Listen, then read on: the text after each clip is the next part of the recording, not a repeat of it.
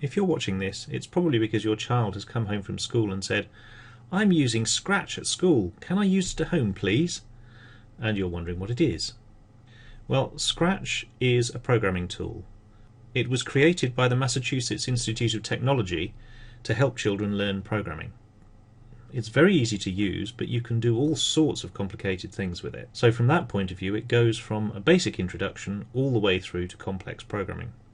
So what about you as a parent? What do you want to find out about it? Well, there are several things you need to know. First of all, Scratch is based around this website, which you'll find at scratch.mit.edu.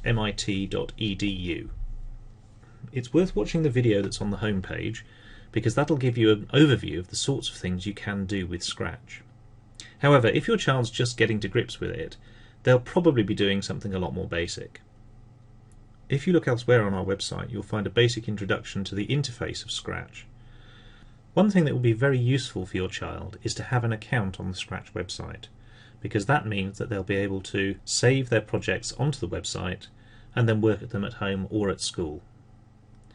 So we'll just go through the process of joining Scratch, and there's a link on the top right hand side of the website to join Scratch. So you need to choose a username.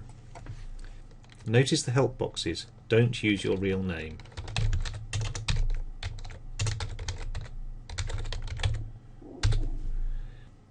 You'll also need to choose a password to log into the website in the future. This should be something that your child can remember, but don't make it too easy for their friends to guess.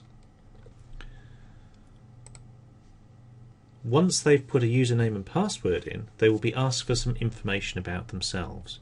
There is a link to find out why they ask about this information. So for example, the birth month and year serves two purposes. One is to give them information about who is using Scratch, but the other is to determine whether they need to get permission from an adult. And as you can see, if you put in a late date, then the child will need to add an email address for a parent or guardian. So let's go. There are tutorials to learn how to use Scratch, there are projects to try, and you can connect with other people who are using Scratch via this website. Let's have a quick look at creating. Perhaps the most useful thing that you can do with your child is to help them think about the problem they've been set. So let's imagine that their task is to make the cat dance.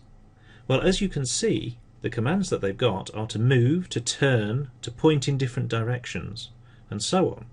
There is no command to dance. So how do you make a cat dance? Well, you have to decompose that problem into a series of steps. Perhaps the dance is to move to the right, then move to the left. So you need to help your child think about those individual steps so that they can then connect the blocks together. They might decide that part of the movement is that the cat should change how it looks. So there's a looks set of blocks, and we can switch a costume. Move 10 steps, and then switch the costume again.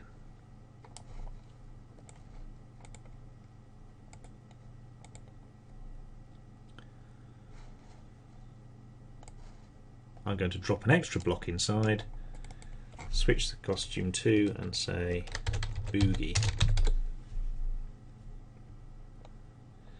So let's click on the block and see what happens.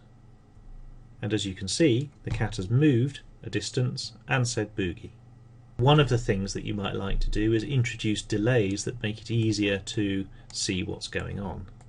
So instead of just saying Boogie, let's say Boogie for 2 seconds, and then perhaps move back again. So we'll put minus 10 steps in there. So now when I click on it, they move, they boogie, they move back. Move, boogie, move back. And as you can see, we've now got the cat dancing. So the child can explore what their problem is, but they may need your assistance in breaking that problem down into steps that the blocks can deliver. One of the other common problems that are set that can be quite tricky to think about is loops. So I'm going to go to the control blocks and put a repeat 10 loop around the outside of this program. Now watch what happens when I click the blocks.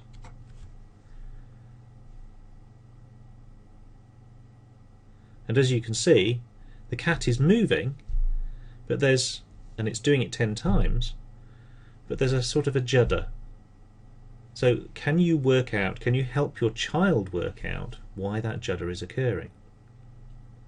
Just reading through the program, it's moving 10, switching costumes and saying a word for 2 seconds, then it's moving 10, switching costumes, and then moving 10 straight away. So that's where the twitch is happening. We could do with a bit of delay after switching back to costume 1. So maybe what we'll do is put another speech block in. I'm just going to change those to shorter times as well, because it was a very slow dance. So now when I click on the block, he's moving and saying boogie on, and so on.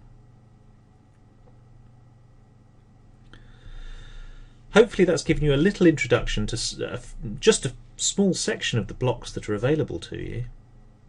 But what I hope I've illustrated is that when your child is given a problem, they may need some assistance in breaking that down into steps that can be performed using the blocks that are available to them.